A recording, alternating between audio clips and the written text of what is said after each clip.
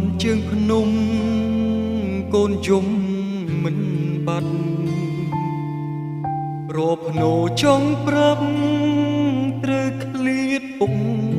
ថ្លៃពុំចេញទៅច្បាំងការពារទឹកដីកូនយំអោបដៃសួរពុកទៅណាលៀងធ្លាក់ព្រៃជ្រៅមេឃខ្មៅងឹតពុំបដូរជីវិតមិនខ្លាញ់សឹង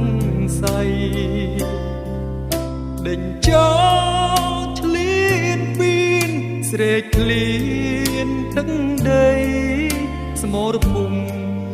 បាជ័យពុំត្រូវទាំងលី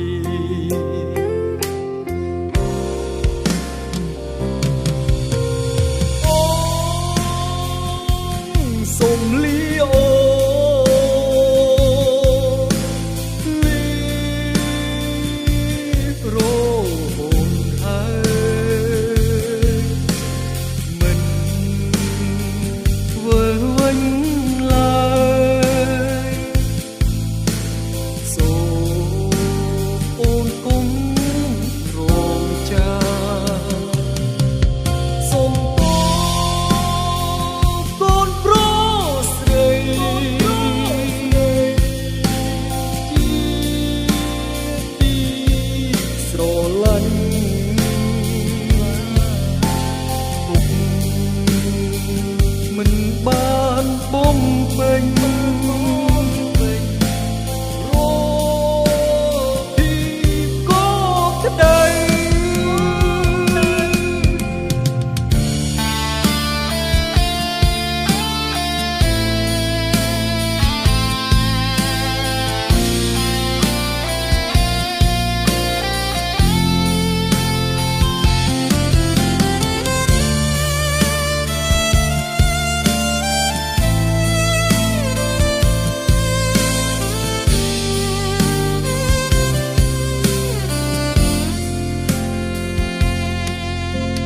កូនដឹងក្តីកូននឹងបានយល់ហេតុពងរវល់លែងបានមើលថែប្រពន្ធនឹងកូនតាយាយពងម៉ែដើម្បីជៀនខ្មែរពងស៊ូលះបង់ពេលបងមិននៅកូនត្រូវខំរៀនណាកូនគោរពលើកស្ទួយទីហ៊ានជៀនជ័យអូនបានសុខសប្បាយដោយឈាមពុកហូរកូនបានសុខសប្បាយដោយឈាមពុក